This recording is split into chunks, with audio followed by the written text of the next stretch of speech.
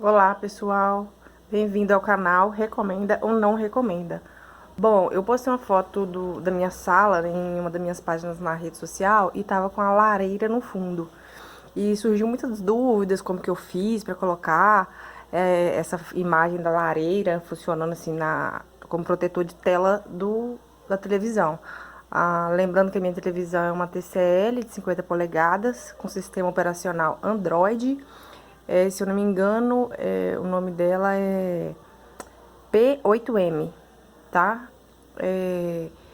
Eu vou usar aqui essa lareira, é como se fosse um videozinho que fica passando.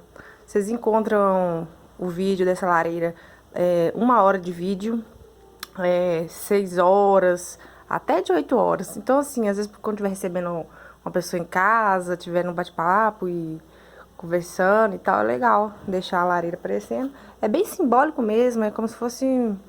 É só um videozinho mesmo, só pra simbolizar uma lareira, tá? Aí, como muitas pessoas estão perguntando como faz, aí eu vou estar explicando aqui. Vocês podem... Tem o vídeo da lareira no site no aplicativo da Netflix.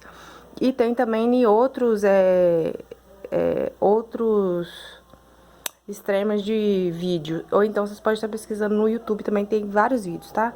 Eu vou usar aqui o comando de voz pra ver onde que ela vai encontrar. Lareira. Desculpe, eu não. Lareira. Pronto. Encontrei. Tem esse primeiro aqui de 6 horas e 19 minutos. Esse segundo de 1 hora. Esse 8 horas.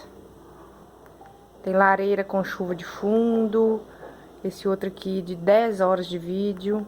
Tem esse outro aqui em 8K. Fica uma imagem legal. Vamos colocar esse daqui pra gente ver.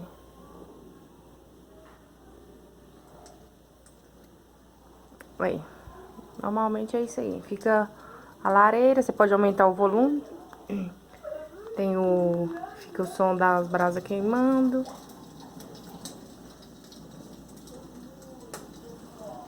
Pode abaixar e deixar sem volume nenhum, apenas a imagem. Então é basicamente isso aí. Espero que você tenha gostado. Se gostou, ajuda de alguma forma, deixa um like, se inscreve no canal. Vou estar sempre postando novidades, trazendo informações sobre a televisão.